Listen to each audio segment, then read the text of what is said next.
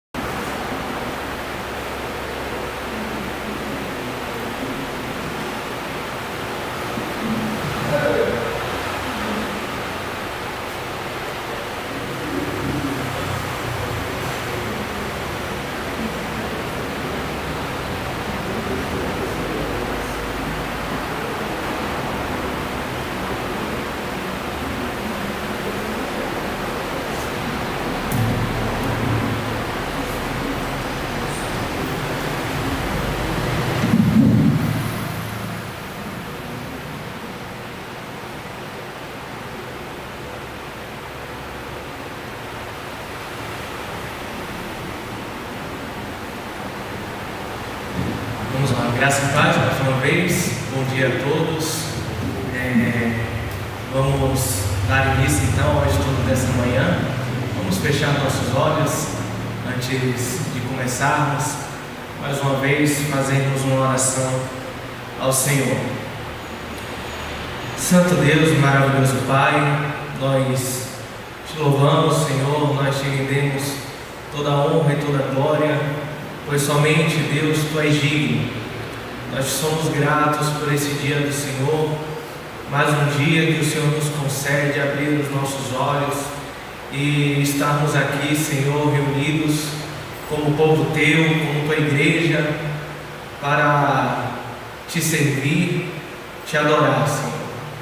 E Te pedimos nesse instante, meu Pai, que o Senhor possa falar aos nossos corações por meio da Tua palavra, por meio desse estudo, que o Senhor, ó Deus, me santifique, me ajude, Senhor, a expor o que o Senhor quer trazer à Tua igreja nesta manhã, Deus.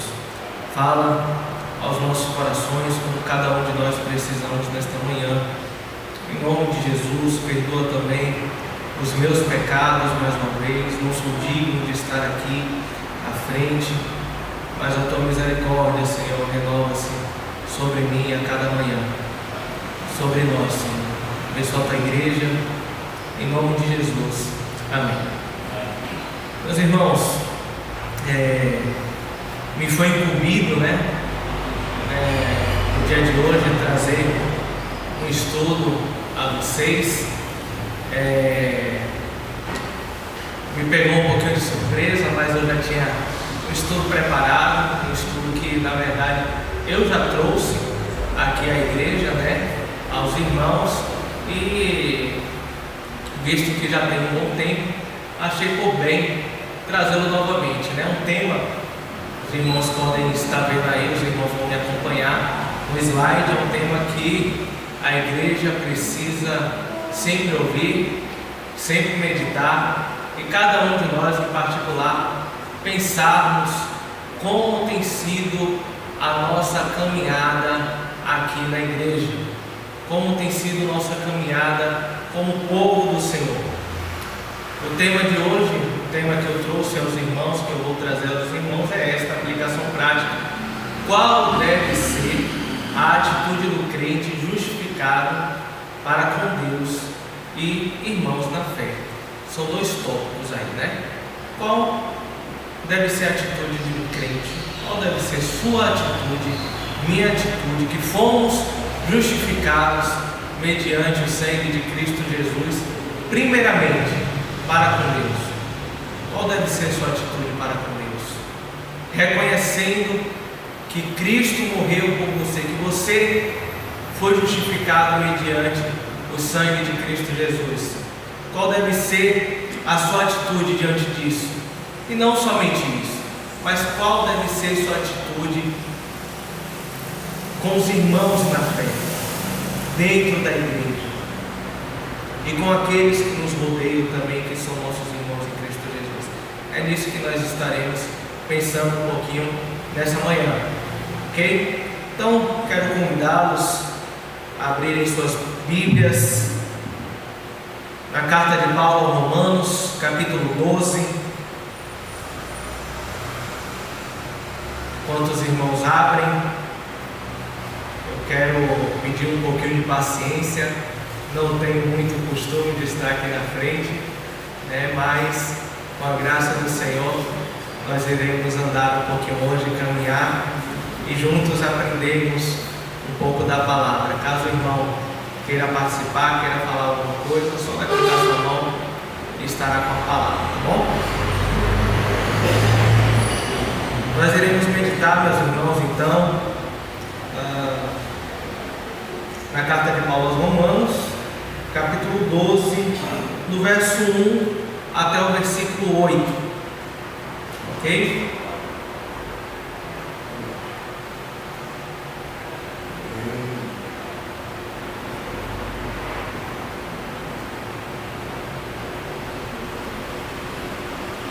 Abri minhas anotações.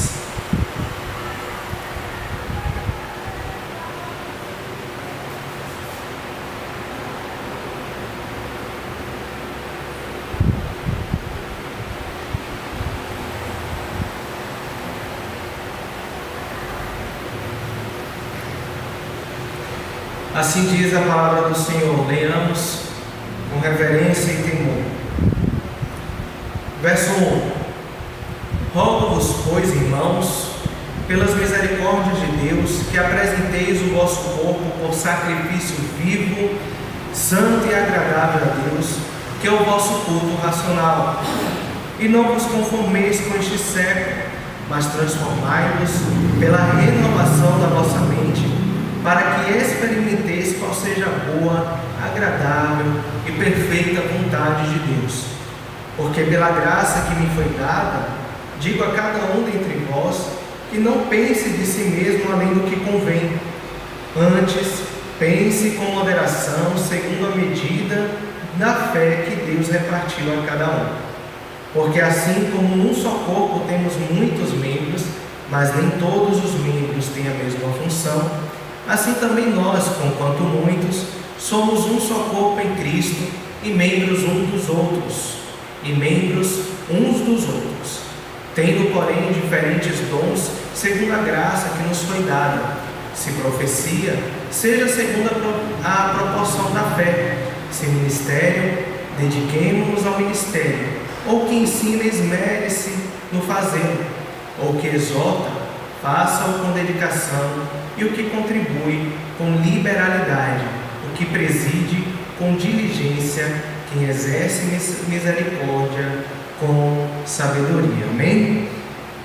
Meus irmãos, então, aqui nós vemos algumas instruções do apóstolo Paulo para com a igreja. Deixa eu me situar aqui.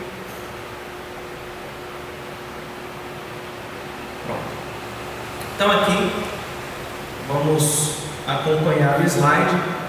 Paulo, havendo levado a bom termo sua exposição da doutrina da justificação pela fé, estabelecendo aqui que judeus e gentios são pecadores, e onde nós vemos isso no decorrer de todo o livro de Romanos, antes de chegarmos aqui no capítulo 12, que são salvos do mesmo modo e que possuem papéis complementares na história. Agora chega a sua aplicação prática.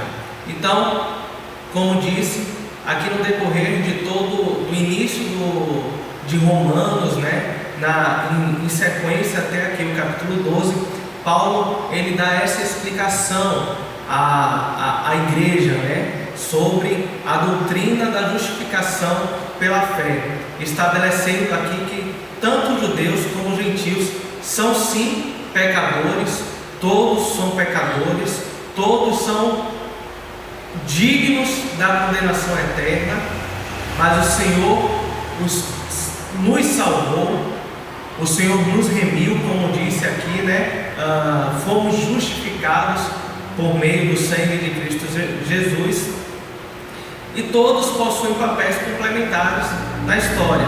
E aqui, a partir do capítulo 12, ele tratou de 4 assuntos específicos que está aí para os irmãos acompanharem. O primeiro, a necessidade de consagração total. Quando você se torna um novo ser, é nascido em Cristo Jesus, qual deve ser a sua primeira prática? A necessidade de consagração total. E isso nós vemos aqui no capítulo 12, do verso 1 e o versículo 2, como nós acabamos de ler. Em segundo, Paulo nos fala sobre a vida no corpo de Cristo, do versículo 3 até o versículo 21.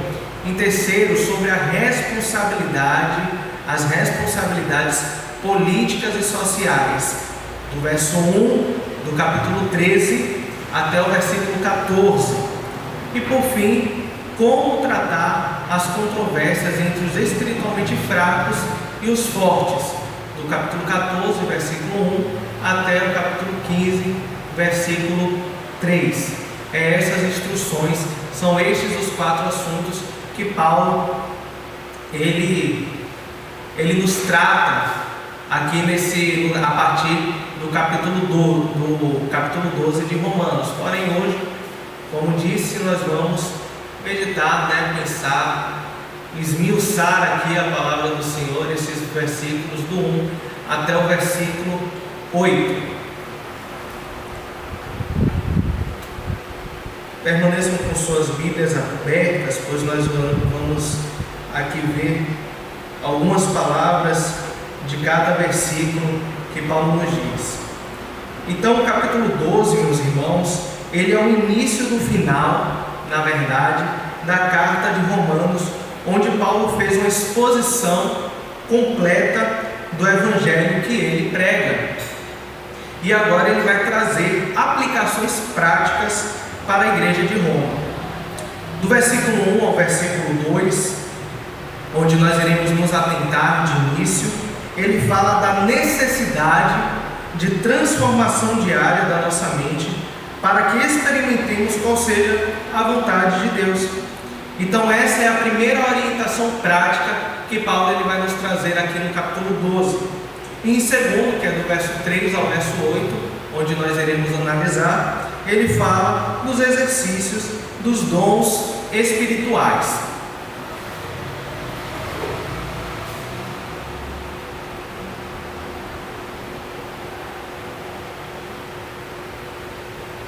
Dos dons espirituais. Então está aqui, capítulo 12, verso 1 ao verso 2. Os irmãos lembram o tema que eu falei há pouco? Justificados, qual deve ser a atitude dos justificados mediante Deus e os irmãos. E o verso 1 e o verso 2, ele vai nos começar, nos dizendo sobre qual deve ser a nossa atitude perante Deus. Verso 1 ao 2. ofereçam-se a Deus como sacrifícios vivos, santos e agradáveis, foi o que nós lemos aqui. Capítulo 12, do verso 3 ao 8, aí já começa qual deve ser nossa atitude para com os irmãos. Nós que somos muitos, somos um só corpo em Cristo Jesus. Então que sejamos dedicados uns aos outros em amor fraternal diante disso que nós ouvimos. Versículo 1.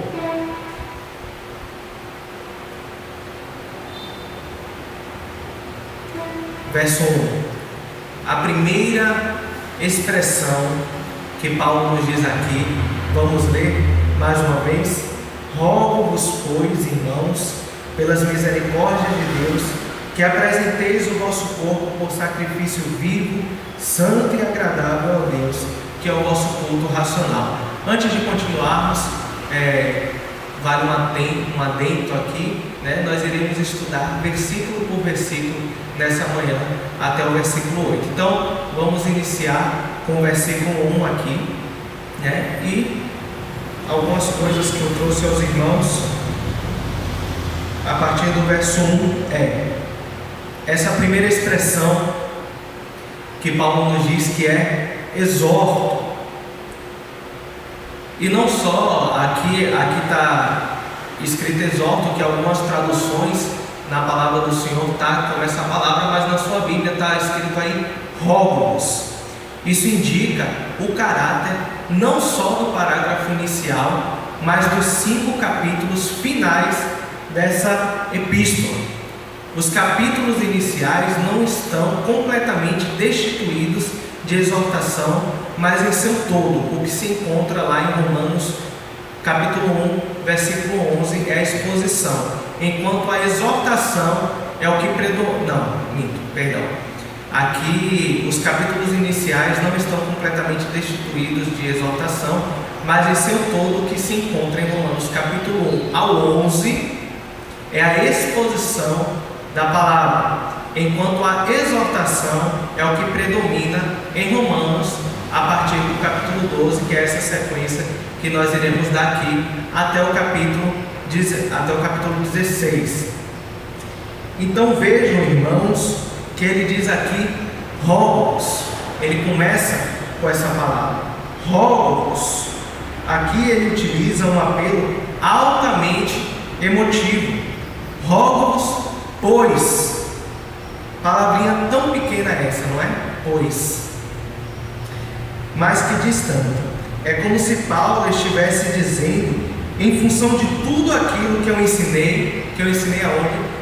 Desde o capítulo 1 até o capítulo 12 da carta de Paulo aos Romanos. É como se Paulo estivesse dizendo, em função de tudo aquilo que eu ensinei, considerando todas as doutrinas que eu fiz a exposição a vocês, o pois aqui é baseado em cima de tudo aquilo que ele colocou e que ele expôs e que ele ensinou à igreja.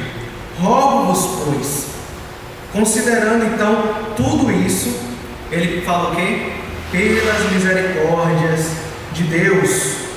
Aqui, com gratidão, as misericórdias do Senhor descritas nesse evangelho glorioso de Cristo. É isso que ele quer dizer. Então, rogo-vos, pois, meus irmãos, com gratidão, as misericórdias do Senhor que tem se renovado sobre nós, descritas nesse evangelho glorioso de Cristo Jesus, que apresentei o vosso corpo por sacrifício vivo, santo e agradável a Deus, que é o vosso culto racional. Sobre essa palavra irmãos, ela é um termo afetivo do discurso, um exame de todos os casos de ocorrência nessa epístola revela que sempre que o apóstolo emprega esse termo, ao dirigir-se aos seus leitores, ele está profundamente comovido. Ele está escrevendo sobre um tema que o afeta emocionalmente. Em cada caso, o tema em discussão é saturado aqui, meus irmãos, de emoção. Continuando então,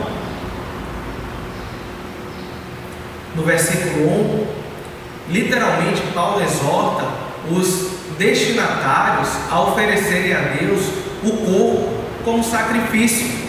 Entretanto, que num contexto como este, a palavra corpo se refere à personalidade. Lembremos disso, grave essa palavra. Quando nós nos tratamos de corpo aqui, quando Paulo ele trata do corpo, ele na verdade está tratando da personalidade por inteiro, é óbvio, à luz de Romanos 6, 11 ao 14. Eu peço que os irmãos abram aí. Quem abrir primeiro, por favor, faça essa leitura. E outro irmão, abra em Filipenses capítulo 1, versículo 20. Leamos primeiro Romanos capítulo 6, do verso 11 ao verso 14. E outro irmão, Filipenses capítulo 1, versículo 20.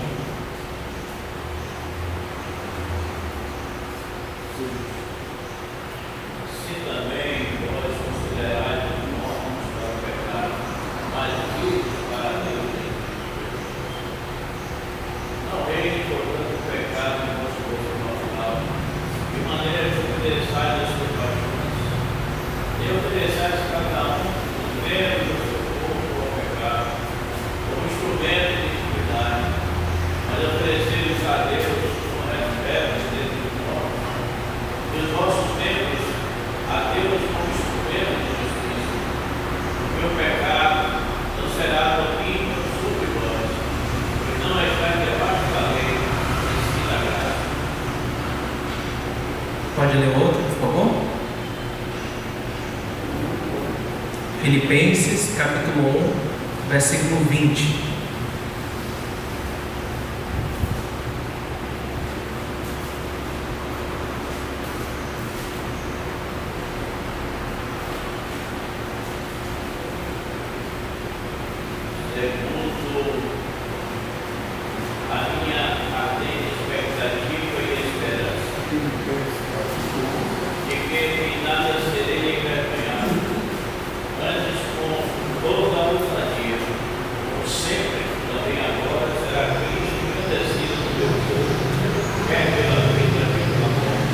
Será Cristo engrandecido pelo meu corpo, quer seja pela vida, quer seja na morte. Personalidade por inteiro, é óbvio, à luz desses versículos que o irmão acabou de ler aí. Continuando aqui, irmãos, qual é o sacrifício que Paulo está pedindo aqui então? Voltemos a Romanos, quando ele nos diz na parte B: rogo-vos, pois, irmãos, pelas misericórdias de Deus aqui, que apresenteis o vosso corpo por sacrifício vivo, santo e agradável a Deus, que é o vosso culto racional. Por sacrifício vivo, apresentei todo o vosso corpo em sacrifício. E qual é o sacrifício então que Paulo está pedindo aqui? A apresentação da nossa pessoa em toda a sua inteireza num culto que ele chama de racional, numa adoração que não é só emocional ou emotiva, mas é racional, que envolve todo o nosso ser, todo o nosso raciocínio. É isso que o apóstolo Paulo ele quer nos dizer aqui quando ele fala, que nós devemos apresentar o nosso corpo por sacrifício vivo ao Senhor.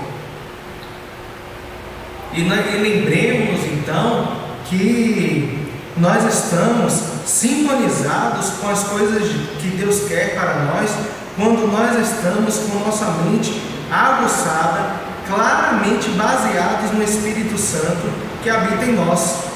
E racionalmente, lembre-se disso, racionalmente aplicando as coisas que Ele nos ensina e que foram registradas para a nossa instrução na Sua palavra. E por que eu grifo esse racionalmente? Porque hoje, meus irmãos, nós vemos muitas igrejas aí afora que só vivem do emocional,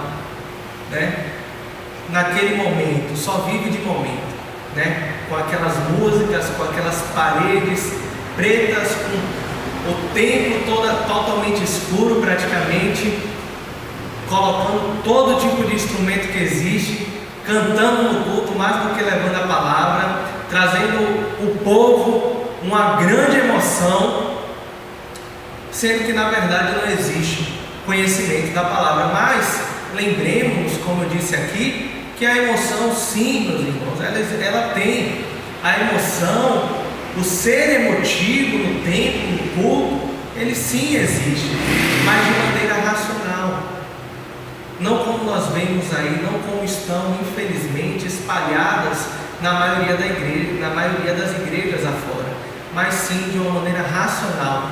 É quando o Espírito Santo fala ao seu coração, toca em você, e você racionalmente é quebrantado pelo Senhor, aí sim a emoção vem. E não é ao contrário, primeiro a emoção e depois o racional. É primeiro o racional e depois a emoção.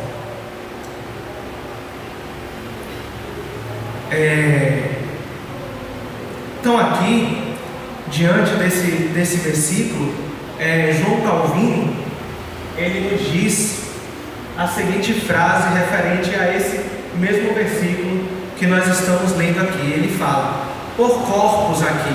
O que é que Paulo está querendo dizer ainda sobre esse termo corpos? Ele tem em mente não só a nossa pele e ossos, mas a totalidade do que somos compostos. Ele adotou essa palavra para que pudesse designar mais plenamente tudo o que somos, pois os membros do corpo são os instrumentos pelos quais executamos nossos propósitos que o Senhor assim nos dá. Ainda no versículo, então, no versículo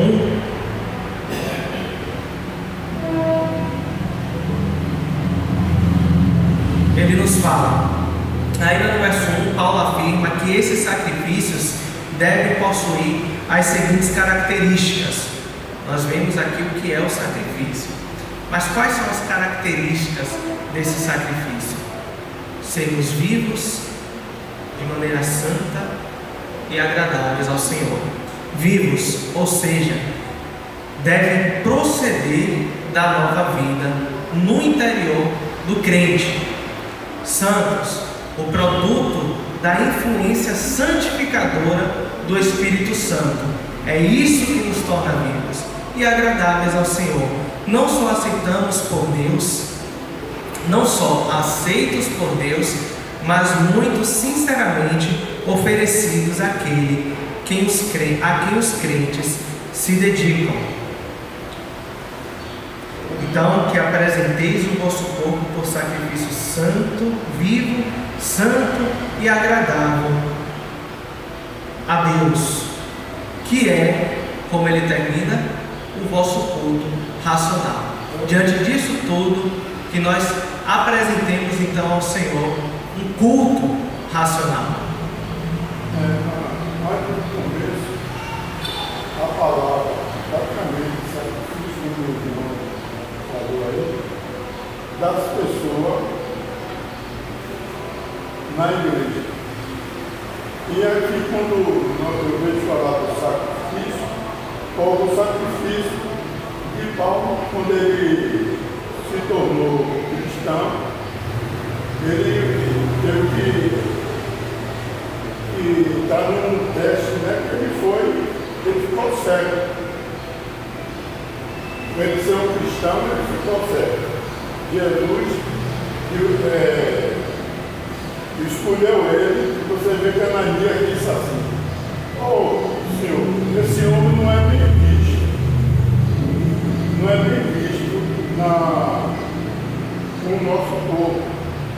Mas Deus disse que ele foi escolhido para salvar as pessoas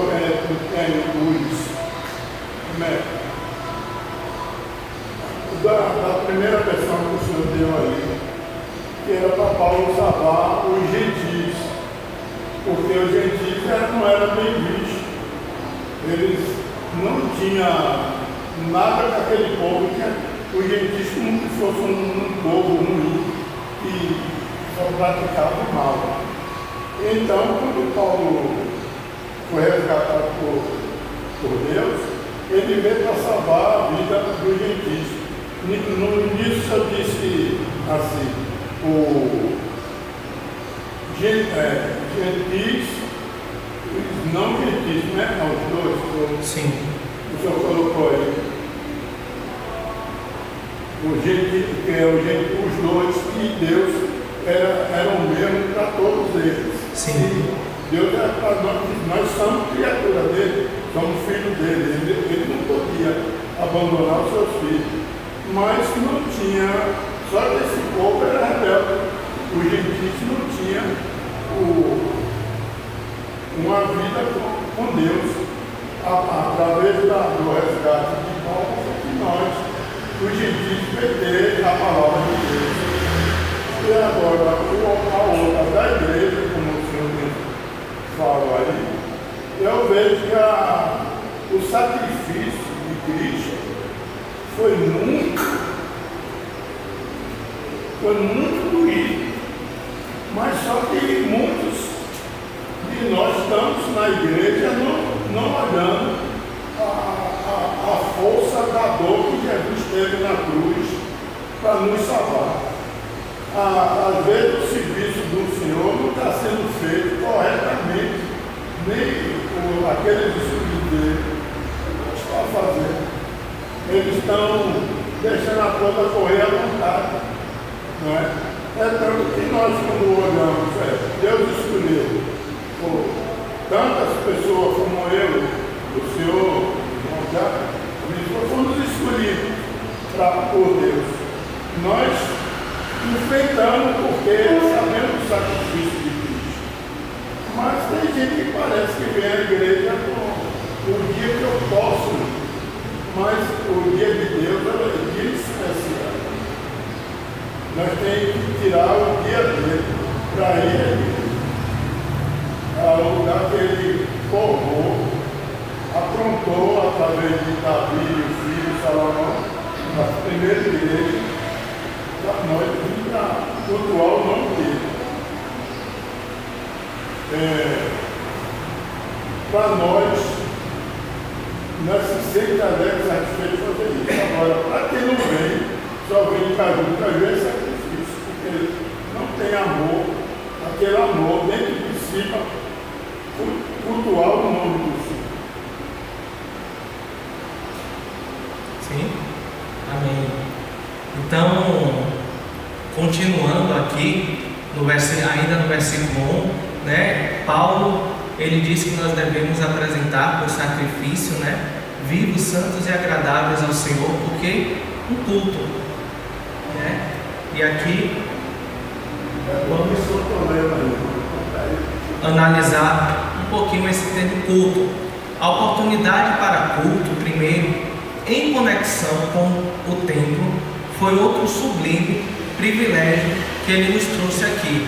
Isso a gente vê lá em Lucas, capítulo 18, do verso 9 ao verso 14, eu vou ler aqui para poder adiantar um pouquinho mais, quando ele nos diz: propôs também esta parábola a alguns que confiavam em si mesmos por se considerarem justos e desprezavam os outros. 2 homens subiram aonde? Ao templo com o propósito de orar, um fariseu e o outro publicano. O fariseu, posto em pé, orava de si para si mesmo desta forma: ó Deus, graças te dou, porque não sou como os demais homens, roubadores, injustos e adúlteros, nem ainda como este publicano. Jejuo 2 vezes por semana, ou dou dízimo de tudo quanto ganho. O publicano, estando em pé, longe, não ousava nem ainda levantar os olhos ao céu, mas batia no peito, dizendo: ó Deus, sê propício a mim, pecador. Digo-vos que este desceu justificado para casa, e não aquele, porque todo o que se exalta será humilhado, mas o que se humilha será exaltado. E onde é que nós vemos isso? Para onde eles foram fazer essas orações? No templo, né? Então a oportunidade para culto, primeiro em conexão com o templo, foi outro sublime privilégio que ele nos trouxe. Não obstante, a palavra usada no original é bastante ampla, a ponto de incluir também o culto na sinagoga. Aliás, a ocorrência da mesma palavra, culto ou serviço, em algumas traduções, lá em João, capítulo 16, verso 2, não aponta na direção de uma conotação mais ampla do que o serviço cultico. No caso, viver uma vida de cultuar ao Senhor, viver para o Senhor, e é isso que ele nos diz: eles vos expulsaram das sinagogas, mas vem a hora em que todos que vos matar julgará com isso tributar culto a Deus, né? Ou serviço a Deus. E nós devemos prestar o culto ao Senhor de maneira racional, como nós vimos anteriormente. O sacrifício que Paulo nos pede aqui é a apresentação da nossa pessoa em toda a sua inteireza no culto que ele chama de quê? De racional. Uma adoração que não é só emocional ou emotiva, mas é racional, que envolve todo o nosso ser, o nosso raciocínio. E aqui nós podemos abrir um parênteses, né? E já analisarmos, vermos ou termos aqui uma base na Bíblia para discordarmos quando as igrejas nos julgam, né? Nós que somos reformados, né? E temos um culto mais tradicional diante da palavra do Senhor, um culto mais racional, né? E as pessoas nos chamam muitas vezes até de frios, né? De sorveterianos, né? Por conta disso, culto racional nós devemos prestar ao Senhor. É algo lógico que aqueles que têm sido grandemente favorecidos se ofereçam a Deus integralmente como sacrifícios vivos, santos e agradáveis a Ele. Vou repetir. Verso 2. Vou repetir aqui mais uma vez. É algo lógico que aqueles que têm sido grandemente favorecidos se ofereçam a Deus, né? E esse favorecimento, onde foi que nós vimos? Nós vimos ainda aqui no versículo onde ele diz as misericórdias de Deus, as misericórdias do Senhor. Romanos capítulo 12, pelas misericórdias de Deus.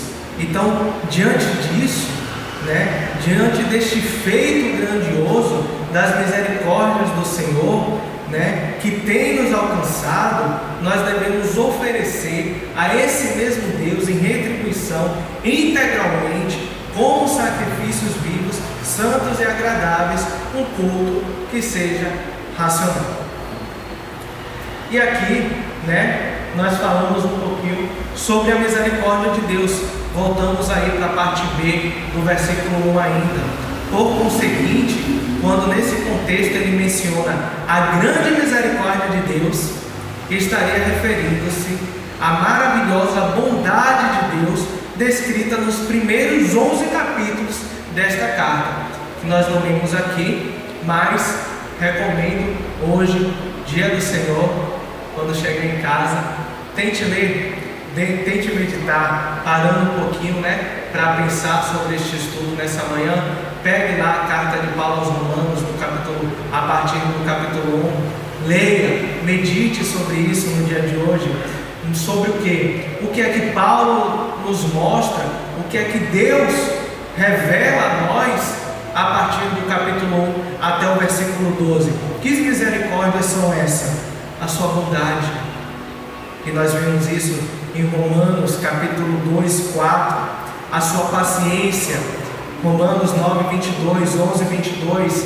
O seu amor. Romanos 5, 5, 8, 35 e 39. E a graça do Senhor. Nós vemos aí algumas referências também. Então essas são as misericórdias do Senhor sobre nós, meus irmãos.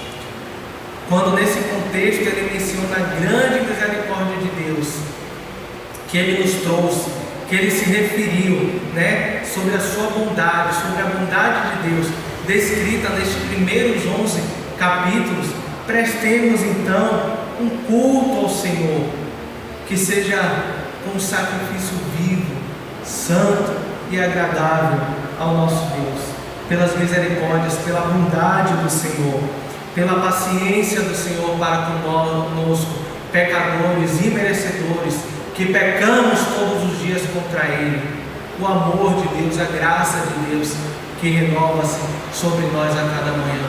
Prestemos um culto com total reverência e temor a esse Deus que nos amou, mesmo nós não merecendo o amor dele. Só um instantinho, meu irmão, que eu vou passar a palavra para o Senhor. Então, voltando aqui, uma vez mais aos capítulos iniciais da Epístola de Paulo aos Romanos, e dali imediatamente envolvendo a vista para o restante desses preciosos escritos, ninguém pode evitar tornar-se cônscio do fato de que Romanos capítulo 1, verso 1, 13 e 20 se acham mencionados aqui o pecado e o sofrimento do homem. É assim que Paulo começa descrevendo o livro de Romanos, o pecado e o sofrimento do homem. Em Romanos capítulo 3, a partir do capítulo 3 até o capítulo 11, abre-se para ele o caminho do livramento então deste homem pecador.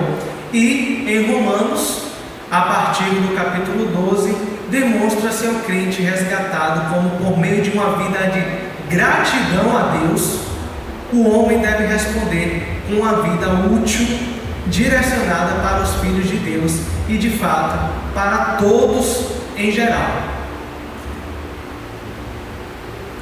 Isso nos lembra, irmãos, pensando um pouquinho sobre isso, lembrando um pouquinho disso, isso nos lembra de várias passagens do Saltério, especialmente Salmo 50, 15 e Salmo 116 também, onde ele começa falando da miséria do homem, depois do livramento e depois da resposta do homem em gratidão. E lá nos Salmos ele começa dizendo: laços de morte me cercaram e angústias do inferno se apoderaram de mim. Caí em tribulação e tristeza. Essa é a miséria do homem. E daí vem o livramento. Então invoquei o nome do Senhor.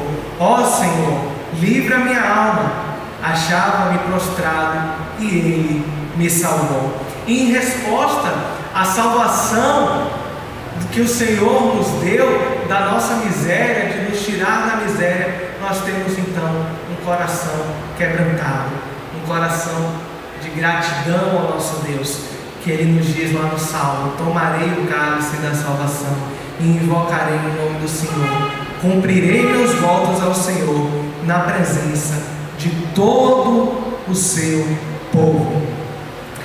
Lá no Catecismo de Heidelberg, nós iremos ver uma de suas perguntas, né? E vamos pensando ainda sobre isso, lembrando aqui mais uma vez que nós estamos aqui meditando na primeira parte: qual deve ser a atitude do crente justificado para com Deus.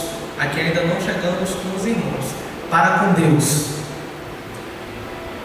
E ele nos diz lá, a pergunta do Catecismo de Heidelberg, diz assim: quantas coisas são necessárias você saber para que viva e morra feliz neste conforto? E a resposta é 3. Primeira, quão grandes são meus pecados e sofrimentos? Segundo, como sou libertado de todos os meus pecados e sofrimento? E terceiro, devo ser agradecido a Deus por esse livramento. E a gratidão ao Senhor é vivendo de uma maneira santa, agradável ao nosso Deus. O irmão pode falar, antes de passarmos para o verso 2. Eu queria observar, nós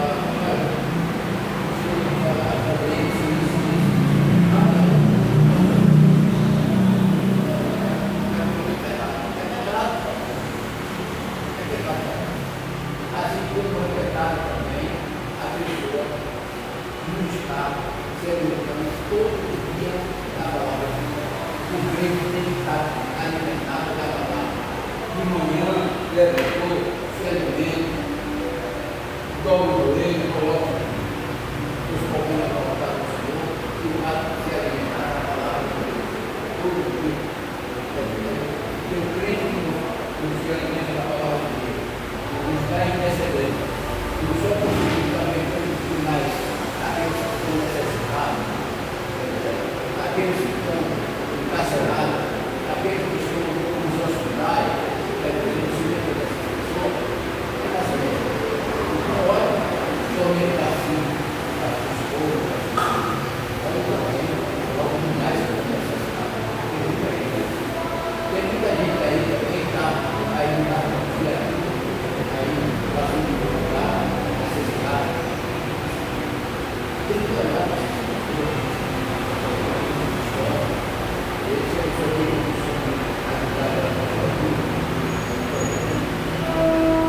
eu mesmo, para ser sincero, quando eu vejo as pessoas tratando o bicho aí,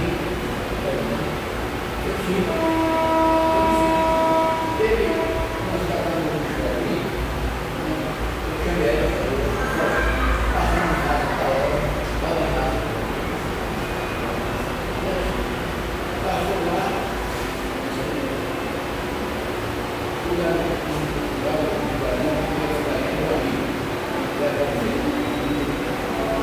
e a outra passava, o dedo a pega, puxou mais errado, e do lado dele,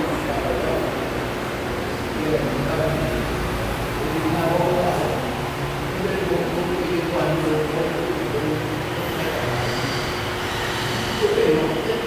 eu sei que quando eu morrer eu vou levar nada. Eu não levo nada. A nossa vida aqui é passageira. Nós temos que fazer de tudo, de acordo com a palavra de Deus, a palavra de Deus. Porque somos seriamente com a palavra de Deus, sendo obedientes à palavra de Deus.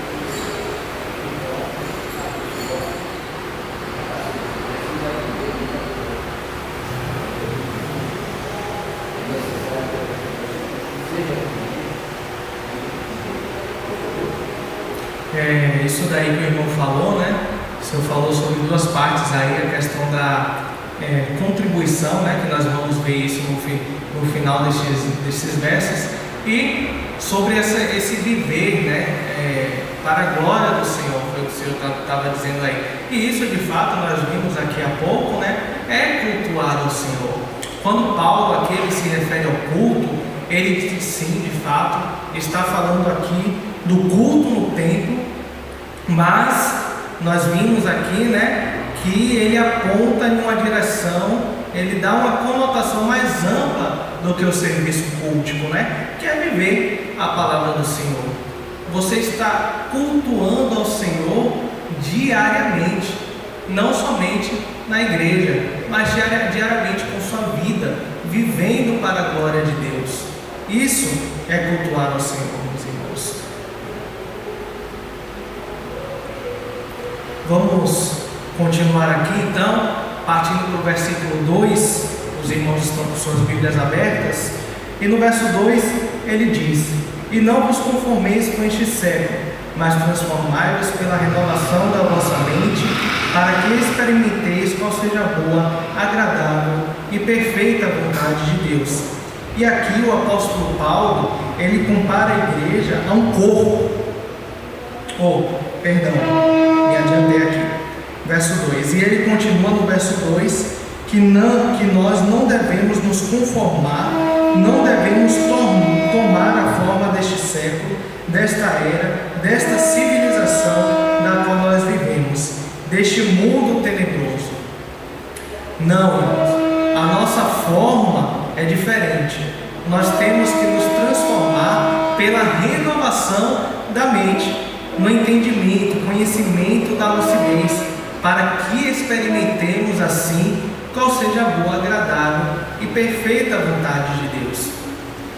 Aqui no verso 2, quando ele diz: E não vos conformeis com este mundo, ou com este século, em algumas traduções.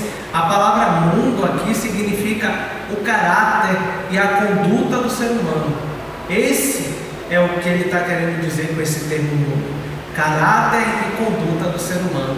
E é em relação a este sentido que Paulo nos proíbe a nos conformarmos, visto que o mundo todo jaz no maligno. Isso a gente vê lá em 1 João, capítulo 5, verso 19. E João Calvino, ele comenta sobre essa passagem também, dizendo: devemos despir-nos de tudo quanto pertence à natureza humana, se verdadeiramente anelamos o revestimento de Cristo.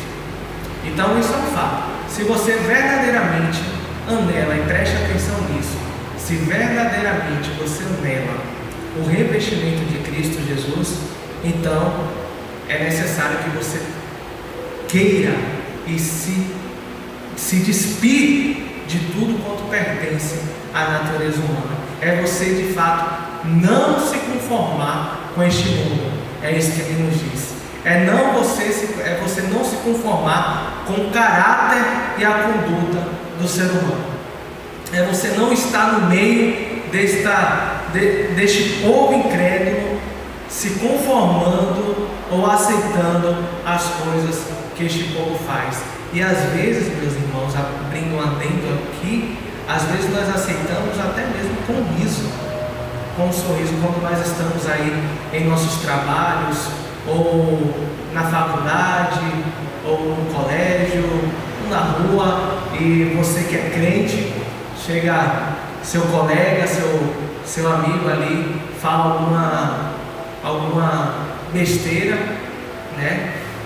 Algo que vai de fato de encontro à palavra do Senhor, e muitas vezes a gente, sem graça, né, para a pessoa não achar que nós somos chatos, né, diante de um palavrão que ela diz, ou de algo obsceno, que é o que nós mais vemos hoje aí, né? Aí a gente vai lá e dá aquela risada, né? A gente não comenta nada, a gente não participa do assunto, né? Mas a gente dá aquela risadinha só para poder dar uma disfarçada, né? Isso é se conformar com esse mundo, né? Isso é se conformar. E aqui ainda, né, no versículo 2, ele fala, aqui no versículo 2 ele mostra aos ouvintes e leitores o que se deve evitar e o que se deve fazer a fim de se alcançar o alvo. Primeiramente, o que se deve evitar: a má companhia. Corrompe o bom caráter, a má companhia corrompe o bom caráter. Nós vemos isso lá em 1 Coríntios 15:33. E neste presente mundo é quase impossível evitar completamente a má companhia, ou ainda afastar os maus hábitos que ainda aderem ao que em geral se pode chamar boa companhia.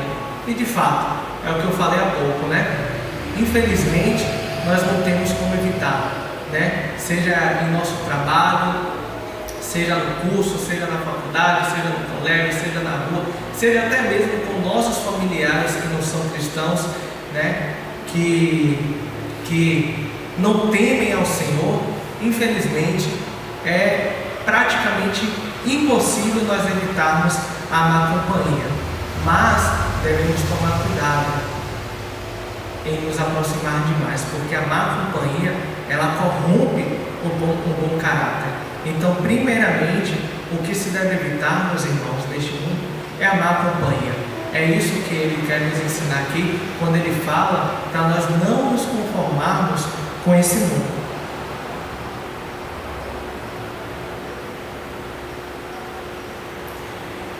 Aqui, mais uma vez, o Catecismo de Heidelberg, ele nos diz, ele nos dá outra pergunta, outro questionamento, né? Deus, nesse mandamento, proíbe somente o adultério e outros pecados vergonhosos? E ele responde, não. Como nosso corpo e nossa alma são templos do Espírito Santo, Deus quer que o conservemos puros e santos.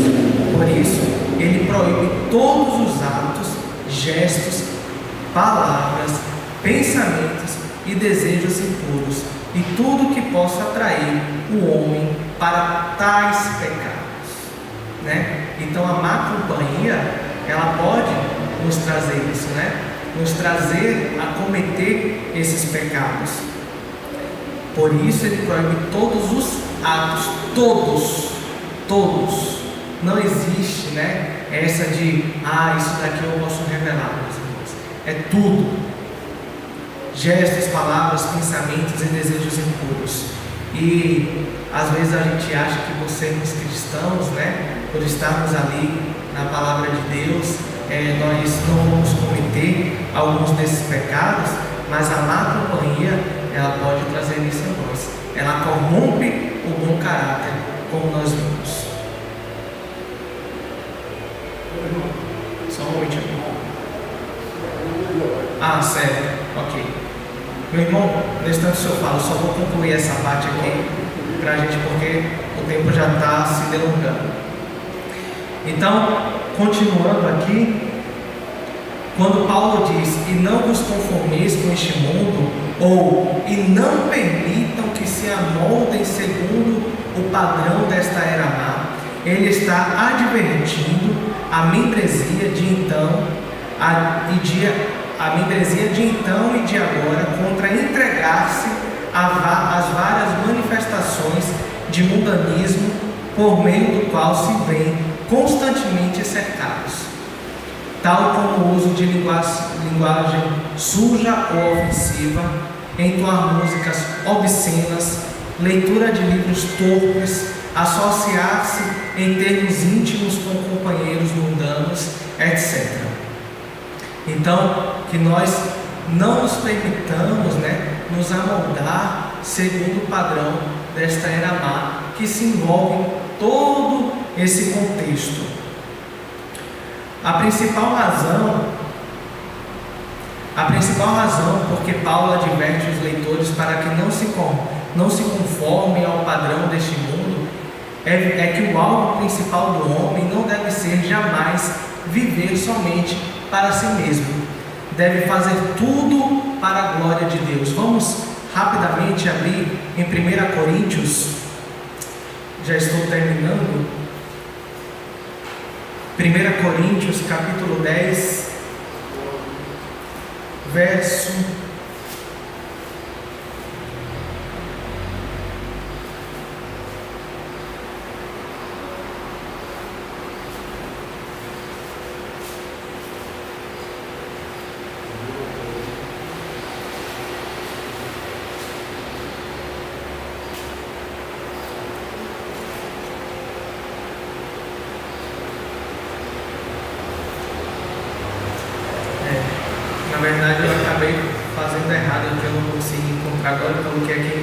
1 Coríntios capítulo 10, verso 31, mas eu devo ter me atrapalhado aqui. Mas enfim, nós devemos fazer tudo então para a glória de Deus. É isso que Paulo nos quer dizer aqui. O alvo principal do homem não deve ser jamais viver somente para si mesmo, mas deve fazer tudo, e somente tudo, para a glória do Senhor. Uma segunda razão é a constante entrega à tentação de amoldar-se ao perdão de esta era má, quando ele fala aqui no versículo 2. Termina em amarga frustração, pois a forma deste mundo passa, meus irmãos, mas a palavra, ela nunca passará. Então, não queira se amoldar a esse mundo que um dia passará. Queira viver a palavra do Senhor, que nunca passará. É isso que ele está querendo nos dizer aqui. Em segundo lugar, o que se deve fazer? Ele nos diz, mas transformai-vos pela renovação da vossa mente. Note o contraste. Não vos conformeis, mas transformai-vos a cada dia. Paulo não diz, substituam a forma externa por outra. Ele não está dizendo isso. Isso não traria solução nenhuma, na verdade, pois o problema com os que se deixam moldar segundo o padrão desta presente era, que é uma era má, se acha bem arraigado. É de transformação que nós necessitamos, é de transformação que se necessita, mudança interior, renovação de mente. É isso que nós precisamos, reconhecendo a grandeza, a glória, a soberania, as misericórdias do Senhor, que nós vimos no versículo 1, Nós devemos então prestar um culto racional a Deus e não nos conformarmos com este mundo mal, mas sim nos transformarmos a cada dia para a glória de Deus, vivendo para a glória dele. É isso que ele nos diz aqui. É importante atentar bem para a maneira exata na qual o apóstolo se expressa nessa exortação. Note o seguinte detalhe: ele usa o tempo presente. Prossigam se transformando, em algumas traduções está dizendo. Por conseguinte, essa transformação não deve ser uma questão de impulso. Ora avança, ora se retrai.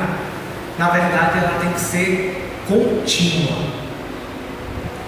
Prossigam se transformando de maneira contínua, sem parar, sem olhar para trás, sem se retrair, mas sim indo cada vez mais para frente, avançando, avançando e avançando, de maneira contínua. Em segundo, o verbo usado está na voz passiva. Paulo não diz transformem a si próprios, mas prossigam se transformando. Transformação é basicamente obra do Espírito Santo. Equivale à santificação progressiva. Nós podemos ver isso lá em 2 Coríntios, capítulo 3, verso 18. E em último lugar, ele nos fala, não obstante, o verbo está no modo imperativo.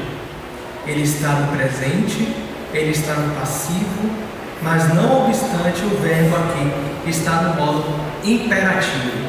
Os crentes não são completamente passivos. Sua responsabilidade não é cancelada. Lembrem-se disso. Tem de permitir que o Espírito realize sua obra em seu coração e sua vida. Seu dever é cooperar ao máximo. E como é que você coopera ao máximo? Buscando, vivendo de maneira santa, como ele nos ensinou. Finalmente,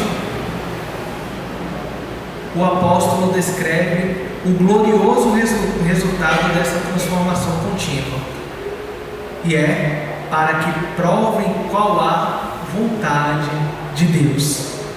Aqui ele disse no final do verso 2, para que provem qual a vontade de Deus.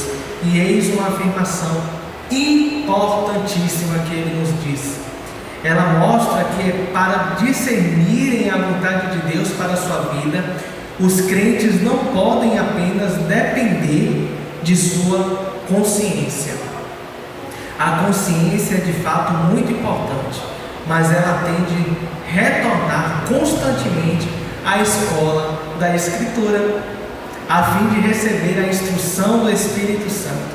É assim que os crentes se tornam e permanecem cônscios da vontade de Deus, voltando-se sempre às Sagradas Escrituras. É o que o irmão disse há pouco. Ler, meditar, analisar, não apenas ler, mas estudar, examinar a palavra do Senhor, meditar na palavra do Senhor. É isso que nós precisamos fazer, meu Senhor. Meus irmãos, a consciência é de fato muito importante. Ela tem de retornar constantemente à escola das Escrituras, a fim de receber a instrução do Santo Espírito de Deus. É assim que os crentes, eles se tornam e permanecem cônscios da vontade do Senhor. Então, o que Deus quer que sejamos ou façamos? Essa é a pergunta para finalizarmos que eu deixo aqui nessa manhã para os irmãos. Qual deve ser a atitude do crente justificado, primeiramente, para com Deus? Diante disso tudo que nós vimos aqui, apenas 2 versículos, mas que tanto nos diz o que Deus quer que nós sejamos, o que Deus quer que nós façamos. Nesta manhã vamos pensar um pouco sobre isso. Vamos chegar em casa hoje no decorrer do dia, ler mais uma vez, lembrar das misericórdias do Senhor e o que nós temos respondido a Deus. Será que de fato nós temos vivido de uma maneira em gratidão ao nosso Senhor pela salvação, pelas misericórdias de Deus? Meus irmãos, prestemos atenção nisso e meditemos nisso nesse dia. Será que estamos vivendo de fato para a honra e glória do Senhor? Então, o que Deus quer que sejamos ou façamos? Eis a resposta diante dessa pergunta: aquilo que é bom e agradável e perfeito. É isso que Deus quer de nós. É isso que Deus quer que façamos. João Calvino, para finalizarmos, ele nos diz: o conhecimento da vontade de Deus equivale à verdadeira e genuína sabedoria. Ora, se a renovação de nossa mente é indispensável para o propósito de se provar qual é a vontade de Deus, então faz-se evidente quão hostil é a mente humana em relação a Deus.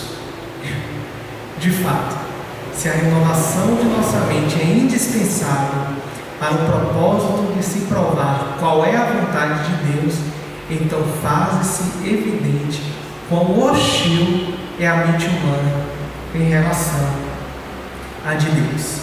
E aqui nós finalizamos, meus irmãos, com essa pergunta, com esse questionamento que nós devemos levar hoje para os nossos lares. Paul Washer, ele, em uma de suas frases, referente a esse assunto, ele diz que a conversão envolve transformação, caso contrário, foi apenas emoção. Então lembre-se disso, meus irmãos. Lembre-se da bondade de Deus, da paciência de Deus, do amor de Deus, da graça de Deus. Lembre-se que nós vivíamos em miséria,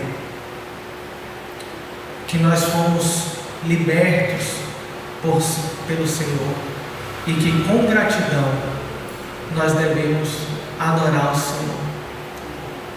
Laços de morte me cercaram e angústias do inferno se apoderaram de mim. Caí em tribulação e tristeza. Então invoquei o nome do Senhor. Ó Senhor, livra minha alma. Achava-me prostrado e Ele me salvou. Tomarei o cálice da salvação e invocarei o nome do Senhor.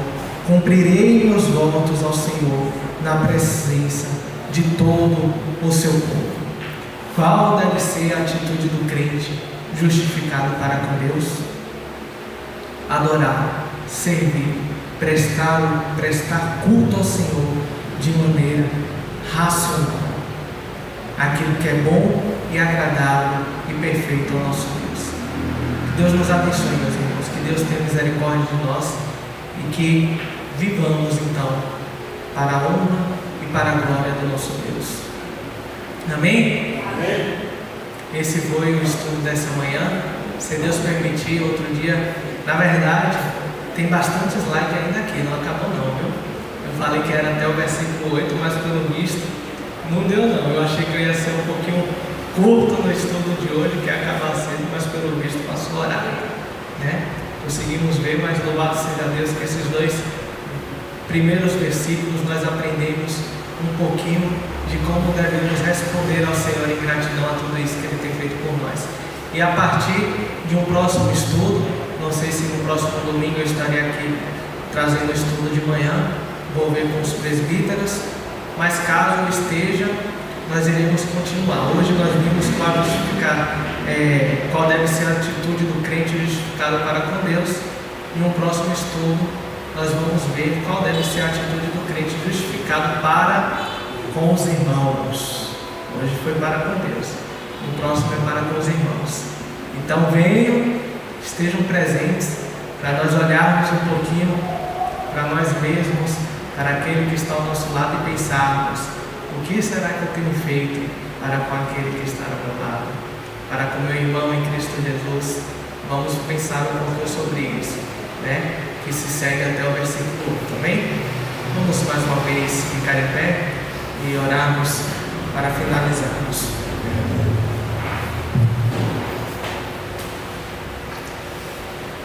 Senhor Deus, Pai Santo, nós te adoramos, Senhor, nós te bendizemos, nós te glorificamos, ó Deus, pois tu tens sido bom, tu tens sido misericordioso para conosco, e é o que nós vimos aqui nesta manhã. Ó Senhor, quebranta os nossos corações, que neste dia de hoje, neste domingo e nesta semana também, possamos meditar sobre isso, possamos pensar como tem sido nossa resposta em gratidão ao Senhor por tudo que o Senhor tem feito em nossas vidas, pelas misericórdias do Senhor. Será mesmo, ó Deus, que nós temos prestado culto a Ti de maneira racional e correta? Será mesmo que nós temos reconhecido a nossa pequenez e que o Senhor nos livraste do pecado? Será mesmo que nós temos com gratidão Te servido em nossa vida particular, na igreja? Senhor, que o Senhor nos abençoe, que o Senhor nos perdoe mais uma vez, que o Senhor tenha misericórdia de nós e que nesta manhã nós saímos daqui, possamos sair daqui glorificando ao Deus que nos livrou do pecado, vivendo de fato de maneira justa, vivendo para a glória do Senhor, pois é o que nós precisamos, Senhor, é o que a Tua igreja precisa, é o que nós devemos andelar. Tem misericórdia da Tua igreja, tem misericórdia do Teu povo, que estejamos aqui, Senhor, se o Senhor não voltar no próximo domingo, para estudarmos um pouco mais da Tua palavra. Que o Senhor nos abençoe neste dia do Senhor, e que estejamos aqui, ó Pai, à noite, para cultuar a Ti, como nós vimos aqui, de maneira racional, para Te cultuar, para Te exaltar, com total temor, com total reverência a esse Deus que é santo, que é justo, que é bom. Em nome de Cristo Jesus, nós oramos a Ti, Senhor. Amém. Amém. Poder sentar, igreja? À noite teremos o culto a partir das 18 horas. Vamos tentar chegar um pouquinho mais cedo, meus irmãos. Vamos tentar não nos demorar muito para chegar. Lembremos que nós vimos aqui nessa manhã, prestar culto ao Senhor, né? Então, vamos com reverência e temor estar aqui, tentar chegar antes do horário. Vamos fazer de tudo. Hoje acabou atrasando um pouquinho a escola dominical, mas se Deus permitir, 18 horas em ponto, nós estaremos começando o culto. Estamos aguardando os irmãos aqui na igreja, tá bom? Deus nos abençoe, Deus nos conceda um dia de paz na presença dele. Amém.